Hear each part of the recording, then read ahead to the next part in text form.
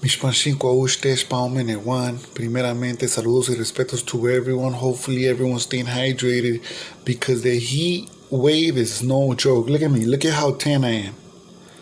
Look at how tan I am, bro. I just worked 2 weeks and I'm already sunburned, gachos. But, anyways, look. Primeramente, like I said, I want to talk about this deputy officer named Torres. Torres was a rookie working in the county jail when I first met him. And now he's a multitask agent, which is part of the gang task force. So when he was in county jail, he was always cool. His brothers are gang members. And he just acts, talks just like one of us, you know what I mean? He's raza, he listens to corridos, he's real respectful, you know. I never had nothing bad to say about him. So when I was in county jail, he was always cool. He was very familiar with my case, so he would always like tell me, hey, why were you doing this, why were you doing that? But of course you can't tell them nothing because they'll use it against you in court. So I'll just be like, that wasn't me, whatever, you know. But we built this rapport, you know, of respect.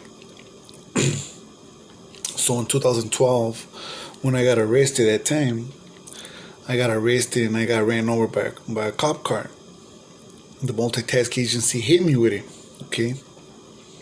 He knew about it. I made songs about it. And I haven't heard from this dude for a very long time. I went to prison for a few years. And then I get out. I'm doing my own thing, you know? So when I get out, I get down right there in my hood with a couple lames. They jump me and shit. And he didn't show up, but I heard he was already in the task force because the deputies that did show up, they were like, oh yeah, Torres is working with us and woo woo woo. But I still didn't think nothing of it, you know? So fast forward a little bit, I'm making videos. So the first video I made was called Day of the Dead. And I didn't want to get violated, so I made it by myself. I didn't hire no gang members to be actors in my video, none of that. Second video, however, was a little more gang related, and I invited my little homeboys, you know, Tears, Creeper. But the thing was that I went with him, you know. I didn't know it was a mistake I made on my behalf, you know. So I go to the park, you know. We're filming the video, right? And as we're filming the video, the cops had an operation to bust me. They wanted to bust me so bad, right? They heard that there was going to be a video. I don't know who told, but somebody told, you know. Somebody told on me. I don't know who it was. So all the parks in the hood, all the known gang areas were under surveillance. So just imagine how many cops, how much taxpayers' money was used to try to get me for a violation. I don't know. I mean, it was a lot. So they heard it was going to be maybe at a park. I told a lot of people it was going to be at a park, but I didn't tell them which one, right? So when we show up, I guess they already had it under surveillance, and they had a surveillance team right there. I didn't see nothing. To this day, I'm trying to think like where were they at, because I didn't see nothing. But they filming the video. And at the time I was working landscaping, you know, I was working for a company called Brightview in Agora. And I lasted like 6 months working with them, and then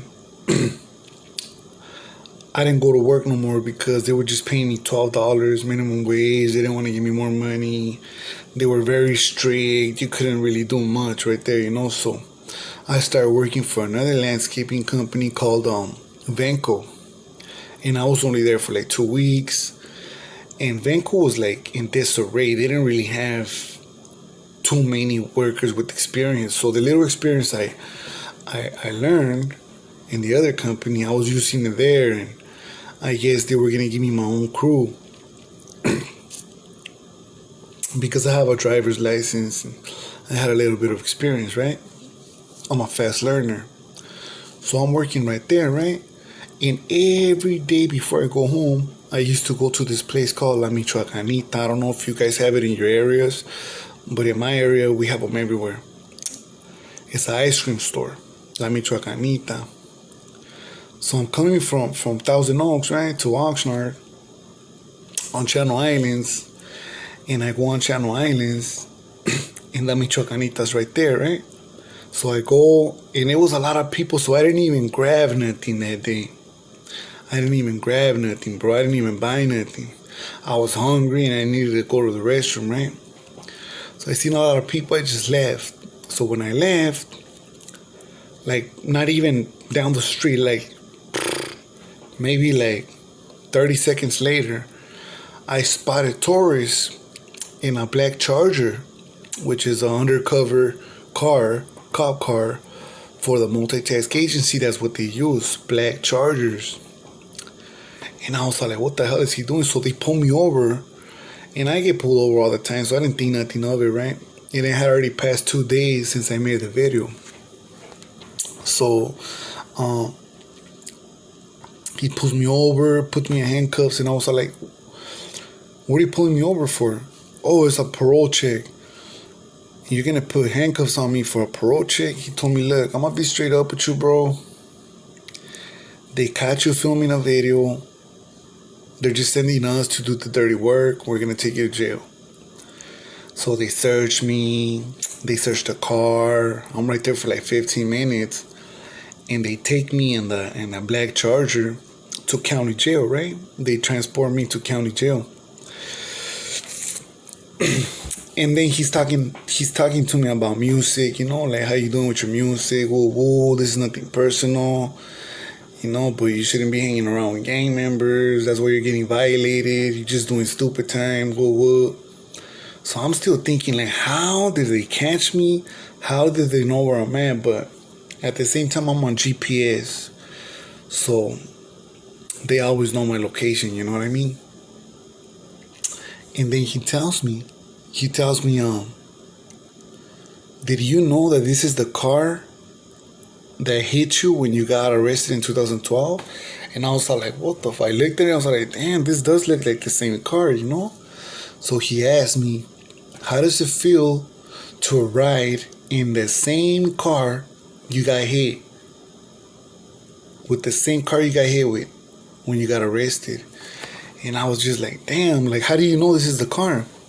So I guess, in the sheriff's department, everybody talks about it. Oh, this is the car that we ran over a maniac with. And they're still using it, and it was just odd, it was just something that I thought it was, comical. And due to that, I felt like sharing it with you guys, because how many people get hit with a car, ran over with a cop car, right? Survive it, go through a bunch of years, come back out, violate for a music video, and then get transported to county jail in the same car that ran you over when you first got arrested to get on parole in the first place. So, I thought I'd let you guys know. And with that being said, you guys have a good one. This one's a short one. I'm going to try to knock out a few little ones just so you guys can have some content. And thank you for everyone that's been following me. Thank you for everyone that's helping me grow. I appreciate each and every single one of you guys. And I'll talk to you guys soon. Kwale Yowali.